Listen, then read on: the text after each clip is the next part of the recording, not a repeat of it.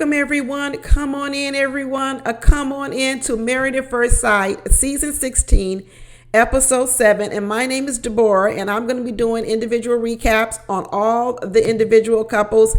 Plus, I'm going to do a recap on the after party. I'm going to upload them separately, and then hopefully tomorrow I'll compile them. And those of you who like to watch the whole thing straight for an hour or so, you can watch the whole thing. Now we're moving on to Mac and Dom, and I'm calling this The Liar Meets the Old Soul. Y'all, we finally figured out where the old soul comes into play with Dom, and the old soul equals a nagging old wife. I finally figured out. I was been wondering this whole season. I don't know how she got the tagline of the old soul, because there's nothing about a Dom that's old soul to me. And this week I finally saw the old soul. She sounds like an old nagging wife, about 45, 50, 55 years old. And guess who that sounds like? Her mama. That's who Dom sounds like. Dom sounds like her mama. No wonder they thought she was an old soul, because an old woman filled out the application. Now, I know her mama ain't old, but that's what I'm saying. An older woman filled out the application and put those words down, and that's why they thought she was old soul. But now we look at her, and let me tell you, Dom is a nag. She's a nag. I'm not saying some of the things that she says about Mac isn't true, because I already told you from the beginning that Mac is a liar. He doesn't present who he really is. That's not the problem. The problem is she's a nag about it. She is a nag, and she thinks her own stuff don't stink. She thinks she's a little Miss Perfect. So all she does is sit around like an old nagging wife in the house and point out everything the man does wrong. Now, sometimes them nagging wives be right. He is doing all those things wrong, but the nagging wife loves to point it out, and that's who Dom is. Have we heard one thing from Dom about what she needs to work on? No. She spends all her time nagging on all the stuff about Mac. I don't like her either. She over here mad at who Mac is, that he's not adventurous like her. She need to be mad at her mama. Because her mama's the one that filled out that application, and her mama probably put her down as being a girl who maybe is not as who she is, because that's who her mama sees her as. Her mama don't even see her own daughter right. That's what I'm realizing. And I'm also realizing that Dom doesn't realize the things that she needs to work on. She loves to point the finger. Even later on this episode, she starts talking about Mac, talking about she's used to men who have their own apartments and who have their own houses, own their own homes, and have their stuff together. But did she just tell me she's used to dealing with F-boys? This tells me she's a nag. She loves to point out negative stuff in people. I know why men are messing over Dom. She's a nag. She may be good to sleep with. She may be good to roll around in the bed, but no one wants to be around anyone who all they do all day is point out your flaws. I don't care if you are a person with a lot of flaws, because Mac got a lot of them. Nobody wants to be around a person who points them out all the time, and that's who Dom is. She loves to point them out. Mac definitely got himself in this trouble. That's why I don't have too much empathy for him, because like I said before, he moved here for this show. He absolutely moved here for this show. He applied for this show and then moved to Nashville so he could be eligible to be on the show, and that's what he did. And Dom, in her old mindset, is peeping it out, and she's realizing it. She's realizing exactly what he did. He moved here to be on this show. When Mac was over here being so self-deprecating, talking about he's giving the relationship a 7.5, talking about all the things he need to work on. And then when it was her time, she says, oh, good thing I worked with those 12-year-olds last year and coached 12-year-olds. That's so nasty. One thing about Mac is he absolutely is being self-deprecating. He actually puts himself down a lot, which I tell you, that's part of his whole, you pretend who you're not, and then next thing you know, you got to defend who you really are. That's the problem. When you show up and try to pretend you're one person, now you got to defend yourself on why you're not that person. That's Mac. He doesn't come to situations and places authentically. That's why I call him a liar. His stories don't add up, because it's not who he really is. And now here he is with an old nagging wife like Dom, who's going to point out every problem that he has. Hey, y'all, there you go. That's what you get. Mac is over here talking about, thanks for putting up with me. Thanks for doing all this. Thanks. And Dom comes back and says, yeah, because I don't want to be your coach. I don't want to always have to be pushing you. Girl, you really thinking too much of yourself. She right over here with Gina. Between Gina, Dom, Eris, and who's the other one? Kirsten. They all think very highly of themselves. They somehow think that they're the superior ones in the relationship, and they're really not. They're really not. Dom is not that much better than Mac. I might be calling Mac a liar, but Dom is not that much better at all, to be honest with you. She is a nagging old wife. Old soul, old nagging wife. She's like, I want the things you do to be in you, not you doing it just for me. Well, what do you do for him, Dom? I haven't heard you one time say, let's do something you want to do, Mac. You keep talking about you got to keep pushing him to do things you want to do. Well, why don't you do something for him? Nope, you can't do it. Like I said, she's an old nagging wife. She's just here to point out things. She ain't here to come up with no ideas on how she could do something different. She's just here to point the fingers and tell you what you need to do different. That's what I'm saying. Now you know why she's been single. And then what she does is she's been going back to her mama, telling her mama all the things the men do wrong and never talking about the stuff that she does.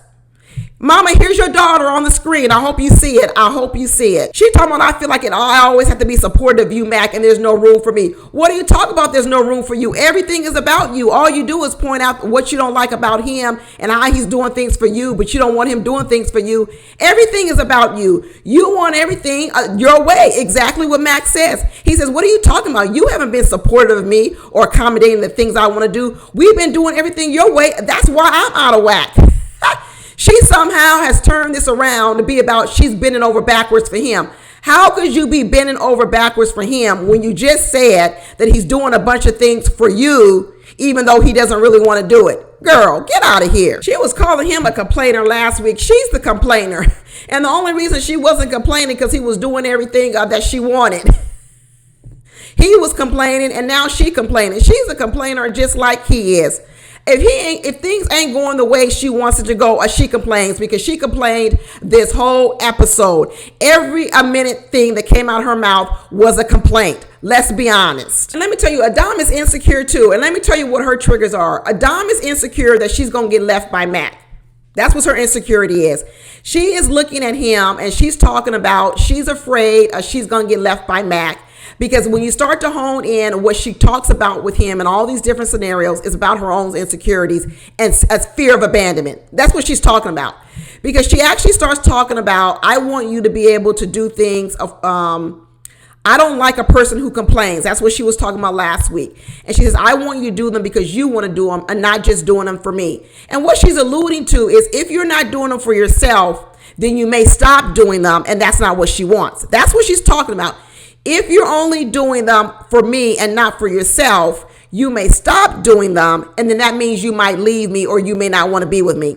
I understand where her insecurities are coming from. When he starts talking about things, he doesn't really want to do this. He doesn't want to really be here. What she's also hearing is you may not possibly even want to be with me as well. You may want to abandon this process. That's what she's talking about. Even when she was going back to his house and she saw where he lived and she figured out that he moved here just for the show, she says, oh, you don't seem stable. You may want to leave Nashville, and I don't want to leave Nashville. What she's talking about, she doesn't have a safety and security. It's about her safety and security, which is okay, but it's coming off in the wrong type of way. She doesn't know how to verbally express what her real emotion is, and it's coming off as complaining and nitpicking and nagging. Even when she comes in and she says, oh, I can't really judge you by your place because none of this stuff is yours. Well, why should you be judging anyway?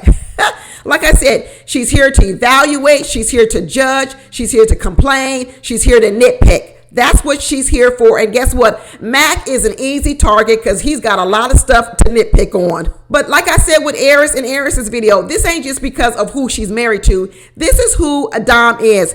She's a nitpicker. She's a nagger. She wants things her way. You can tell. I can absolutely tell that she is a spoiled brat and she wants things her way, because she isn't a type of person where she also talks about things she needs to work on or what she needs to improve on. Not once have we heard too much about it. She presents herself in this glowing fashion. In fact, she had the audacity to say that everything that he's trying to get better in, I'm really good at that stuff. I embody it all. Way to pat yourself on the back, girl. Way to pat yourself on the back. Even when he gets up in the morning, she says, oh, did you notice when you get up in the morning, I got to put the pillow over my head? Another complaint, Dominic. Another complaint, Dom. Another complaint about the way he walks in the morning. Like I tell you, she keeps it rolling. She keeps the complaints rolling. She says, you never signed a lease with no one. You never lived with anyone. What's wrong with that if he never signed a lease or lived with no one? Why are you about to nitpick on that too? I'm telling you, she finds any and everything to nitpick on and put this man down. But you know, he started off the whole relationship a lie. He started off the whole relationship with a lie. And guess what? You get what you get when you start off your relationship with a lie. And that's what Mac did. He started off this whole relationship with a lie. And now she is ripping him apart. He said, well, I didn't want to get no apartment when I moved down here because it was a quick transition. Oh, we know it was a quick transition because once you put in that application, they were like, we need your Nashville address. So he had to move with a quickness and move down here real fast in his U-Haul. So she was like, oh, well, you didn't want to get no apartment or anything like that, but you was ready to jump into a marriage. You wasn't ready to jump into an apartment, but you ready to jump into marriage. This coming from the girl whose mama filled out her whole application. Like I said, sometimes naggers may have a point, but they don't see they stuff. She's nagging on him, and she had a whole mama fill out her application. Girl, at least he filled his application out. He might have lied, but at least he came up with his own lies. Your mama came up with your lies. She said she's nervous because he doesn't have any ties to Nashville. He might just want to pick up and leave, and she doesn't want to leave Nashville. We know you ain't leaving that mama. We know you're not leaving that mama. And when you was at the wedding, that mama of Max got you scared because she said, well, what happens if he wants to move back to Michigan? And that scared you. The thought of leaving your mama, you were like, oh, no. So now all you really scared, and you going to nitpick this man to death. Dom is so busy being an investigator on him and nitpicking on everything. She's not even looking at herself. She needs some growth. She ain't ready for marriage either because she's real good at pointing fingers, but she's not good at looking at what's wrong with her as well. She got this RBF face too, arresting bitch face. Max an easy target because, like I said, he was a liar coming onto this show, the way he presented. But you know what? Dom is as much of a liar too because she been lying to her mama, and when her mama filled out that application, she put all the wrong stuff down about her daughter. So guess what? You two liars got paired to each other. Two people misrepresenting themselves got paired with each other. So deal with it. We already know they ain't gonna make it because she's gonna be walking out the apartment next week. So who cares? Anyway, that's it, y'all. Bye.